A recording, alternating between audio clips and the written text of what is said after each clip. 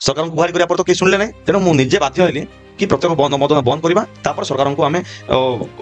अभियोग करवा कि ये अंचल तुरंत बंद करंतु मद दुकान किंतु सी बंद कौन करेंगे उल्टा मो ना मो समेत 400 लोक निर्वाचन मंडल 400 लोक ना एफआईआर देदेले केस करदेले ना सहित एफआईआर करदेले ना सहित कंप्लेन देले कि अमक लोक सेठी थिले आम किसी भूल नथिले सत्य मिथ्या अभियोग मत दिया जाए एफआईआर को आहरी लंबा चौड़ा एफआईआर करदेले जमीक आम ना 10-12 लेखे गोटे माने गोटे केस रे 8-10टा जगह दफा केम लागि पारिबो से व्यवस्था करी सरकार जानी सुनिकरी आम ना केस करदेले आम स्वर को चापी देबा चेष्टा कले किंतु आपण देखुथिबे ये सरकार मद कोन बंद करिवे एबे रिसेंटली 4-5 दिन पूर्व 70टी नुआ मद दुकान आ 3टी मद फैक्ट्री सरकार खोलिया जाउछंती तो चिंता करंतु सरकार साधारण लोक केमिति को प्रकार माने चिंता करूछंती चाहिए सरकार ये मेडिकल मान खोली पारते ये स्कूल खोली पारते ये विभिन्न प्रकार जोटा कि लोकंर हित आवश्यक अच्छी से खोली पारते कि सेगुड़ा दिगरे चिंता नक ये मद खोलुंट